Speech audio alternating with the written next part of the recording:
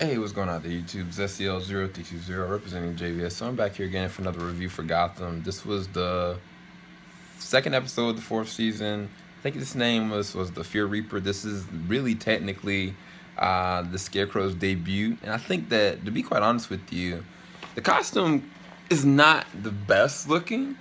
But for the TV universe, and even the way that when he is in costume, the actor is playing him does a really good job conveying his voice and, like this kind of feeling of like he is something else.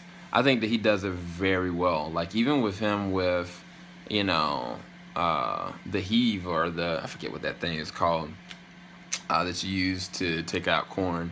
When he actually had that in his hand, he was kind of walking across and he went up against the warden and made the warden lose his mind to the point the warden's like killing people.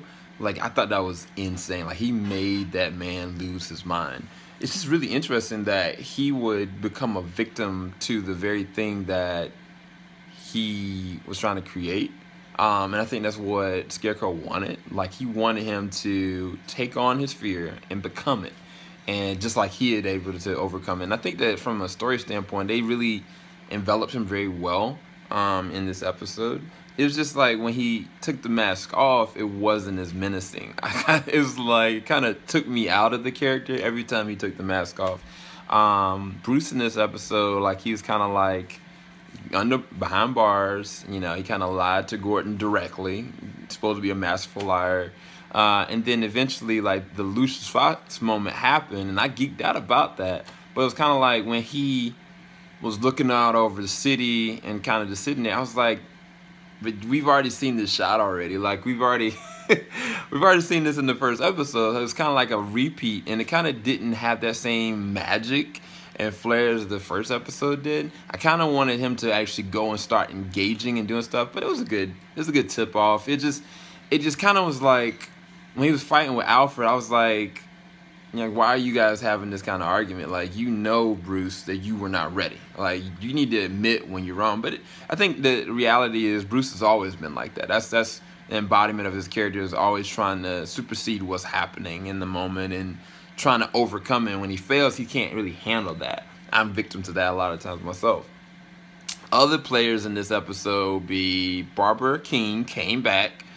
No idea why or how.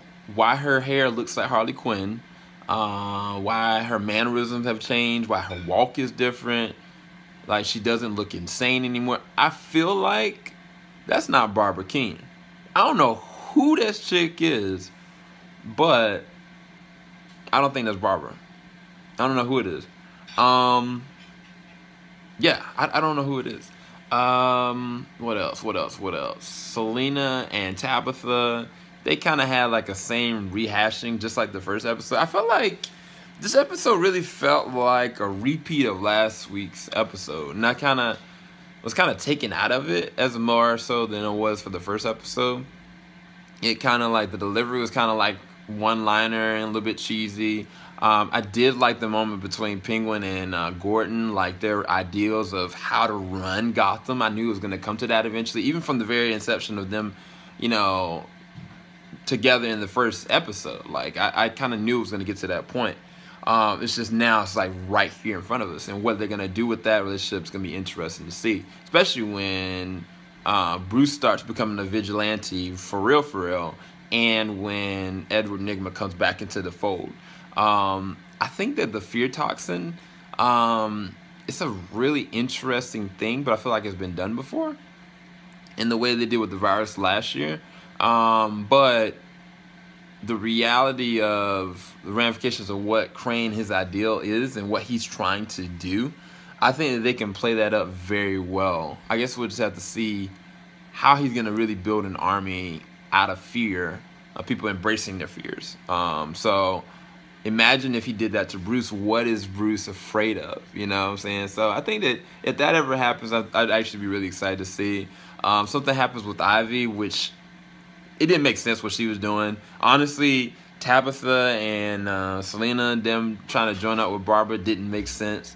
So there's a lot of things that kind of just like muddled in this episode, but it's still leaves me feeling like, okay, they're preparing for something. Like something is coming. Ra's al Ghul's still in the backfold. You know, Bruce now, he's got like this dope suit. And on top of that, he's just Gordon, man. Like, he's messing himself up all the time. And now he's about to get into the lion's den with somebody that really truly hates him because of what he did to his son. But it's gonna be interesting to see. I think the chick from Teen Wolf, she's gonna be, I guess, Falcon's daughter. I don't know, but either way, I give this episode maybe a 7.5 out of 10, or maybe an 8. I give it a 7.5. I think that it could have been a lot better. The moments that were cool, they definitely were, but the moments that kind of felt like it's just a repeat, I felt like they should have done a little bit more with. But hopefully you guys enjoyed this review. I will post up my full reaction probably sometime tonight.